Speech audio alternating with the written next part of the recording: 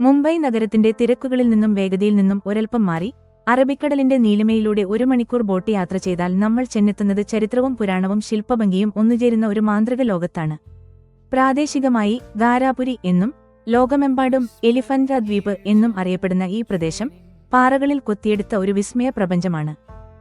വെറുമൊരു കാഴ്ചക്കപ്പുറം ഇന്ത്യൻ ശില്പകലയുടെ സുവർണകാലത്തെയും തത്വശാസ്ത്രങ്ങളെയും നെഞ്ചിലേറ്റുന്ന എലിഫന്റ ഗുഹകളുടെ ആഴങ്ങളിലേക്ക് നമുക്കൊന്ന് ഇറങ്ങിച്ചെല്ലാം.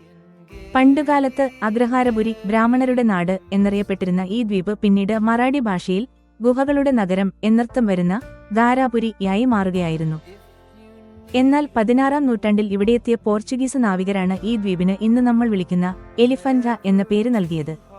ദ്വീപിലേക്ക് പ്രവേശിക്കുന്നിടത്ത് കറുത്ത പാറയിൽ കൊത്തിയെടുത്ത ഒരു ഭീമാകാരമായ ആനയുടെ പ്രതിമ അവർ കണ്ടു.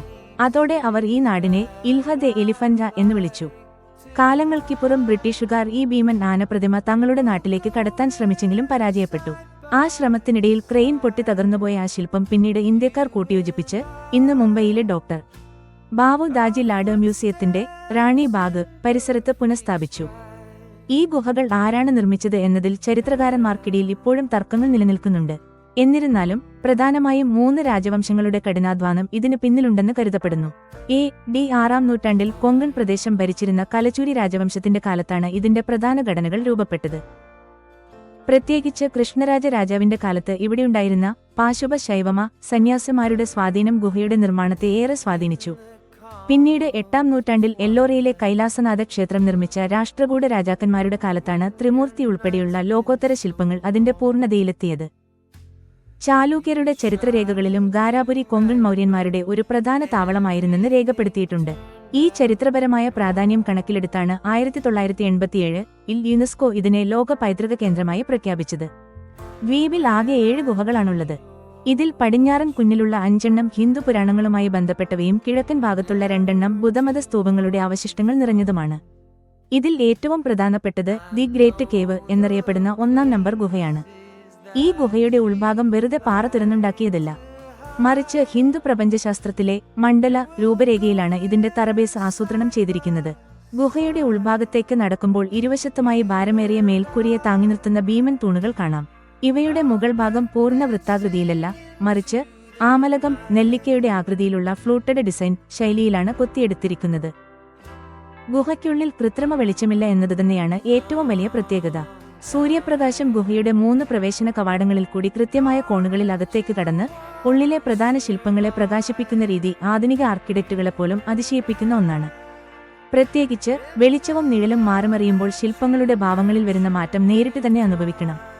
ഗുഹയ്ക്കുള്ളിലേക്ക് കടക്കുമ്പോൾ നമ്മളെ കാത്തിരിക്കുന്നത് ശൈവപുരാണത്തിലെ വിസ്മയകരമായ രംഗങ്ങളാണ്.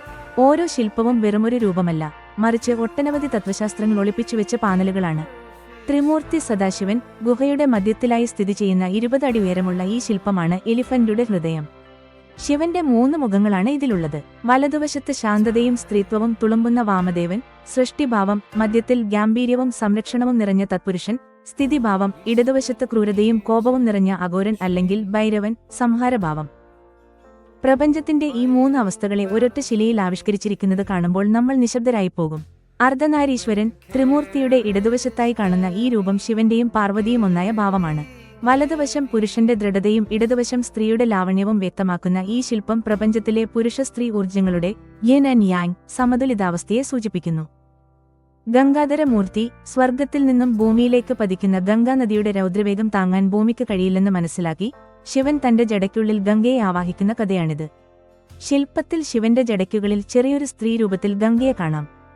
രാവണാനുഗ്രഹ മൂർത്തി അഹങ്കാരത്തോടെ കൈലാസപർവ്വതം തന്റെ 20 കൈകൾ കൊണ്ട് ഉയർത്താൻ ശ്രമിക്കുന്ന രാവണനും ഭയന്നുപോയ പാർവതിയെ ശാന്തനാക്കിക്കൊണ്ട് തന്റെ കാൽവിരൽ കൊണ്ട് പർവ്വതം താഴേക്ക് അമർത്തി രാവണന്റെ അഹങ്കാരം ശമിപ്പിക്കുന്ന ശിവന്റെയും മനോഹരമായ ദൃശ്യം ഇതിലുണ്ട്. അന്ധകാസുരവധം ശിവന്റെ ഏറ്റവും ഭയപ്പെടുത്തുന്ന രൗദ്രഭാവമാണിത്. അന്ധകാസുരൻ എന്ന അസുരന്റെ ശരീരത്തിൽ നിന്നും വീഴുന്ന ഓരോ തുള്ളി ചോരയിൽ നിന്നും പുതിയ അസുരന്മാർ ജനിക്കുമെന്നതിനാൽ ശിവൻ അസുരനെ ത്രിശൂലത്തിൽ കോർത്തുപിടിച്ച് ചോര നിലത്തു വീഴാതെ ഒരു കപാലത്തിൽ അഥവാ പാത്രത്തിൽ ശേഖരിക്കുന്ന രുദ്രനൃത്ത രൂപമാണിത്. ഈ അദ്ഭുത ശില്പങ്ങൾ ഇന്ന് കാണുന്ന അവസ്ഥയിലല്ല പണ്ട് ഉണ്ടായിരുന്നത്. 16-ാം നൂറ്റാണ്ടിൽ പോർച്ചുഗീസുകാർ ഈ ദ്വീപ് പിടിച്ചടക്കിയപ്പോൾ അവർക്ക് ഇതിന്റെ കലാമൂല്യം മനസ്സിലായില്ല. പോർച്ചുഗീസ് സൈനികർ തങ്ങളുടെ തോക്കുകളും പീരങ്കികളും വെടിവെച്ച് പരിശീലിക്കാൻ ഉപയോഗിച്ചിരുന്നത് ഈ വിശുദ്ധ ഗുഹയിലെ ശില്പങ്ങളെയായിരുന്നു. പീരങ്കിയുണ്ടകൾ ഏറ്റാണ് ഇവിടുത്തെ പല തൂണുകളും ശില്പങ്ങളുടെ കൈകാലുകളും മുഖങ്ങളും തകർന്നുപോയത്. ആ മുറിവുകൾ ഇന്നും ആ ശിലകളിൽ ഒരു കറുത്ത ഓർമ്മയായി അവശേഷിക്കുന്നു. പിന്നീട് 1909-ൽ ബ്രിട്ടീഷ് ഭരണകാലത്താണ് ഇതിന്റെ പ്രാധാന്യം മനസ്സിലാക്കി സംരക്ഷണ പ്രവർത്തനങ്ങൾ തുടങ്ങിയത്. മുംബൈയിലെ പ്രശസ്തമായ ഗേറ്റ്വേ ഓഫ് ഇന്ത്യയിൽ നിന്നാണ് എലിഫന്റ ദ്വീപിലേക്കുള്ള ബോട്ട് യാത്ര ആരംഭിക്കുന്നത്. അറബിക്കടലിന്റെ തണുത്ത കാറ്റേറ്റ് കടൽപക്ഷികൾക്കൊപ്പം 1 മണിക്കൂർ നീളുന്ന ആ യാത്ര ഒരു പ്രത്യേക അനുഭൂതിയാണ്.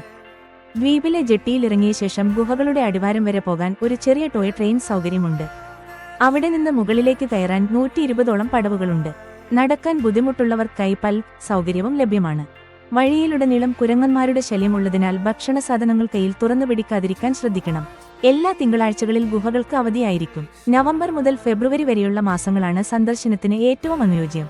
കൂടാതെ എല്ലാ വർഷവും ഫെബ്രുവരിയിൽ മഹാരാഷ്ട്ര ടൂറിസം വകുപ്പ് നടത്തുന്ന എലിഫന്റ സാംസ്കാരിക നൃത്തോത്സവം ഇവിടുത്തെ ഗുഹകളുടെ പശ്ചാത്തലത്തിൽ രാത്രികളെ സംഗീത സാന്ദ്രമാക്കാറുണ്ട്. മുംബൈയിലെ കോൺക്രീറ്റ് കാടുകളിൽ നിന്നും ട്രാഫിക്കിൽ നിന്നും മാറി നൂറ്റാണ്ടുകൾ പഴക്കമുള്ള ചരിത്രത്തിന്റെയും ഭക്തിയുടെയും ശില്പകലയുടെയും ആഴങ്ങളിലേക്ക് ഒരു പായ്ക്കപ്പൽ ഇറക്കണമെന്നുണ്ടെങ്കിൽ എലിഫന്റ ഗുഹകളിലേക്കുള്ള യാത്ര നിങ്ങളുടെ യാത്രാ ഡയറിയിലെ ഏറ്റവും മനോഹരമായ ഒരു അധ്യായമായിരിക്കും.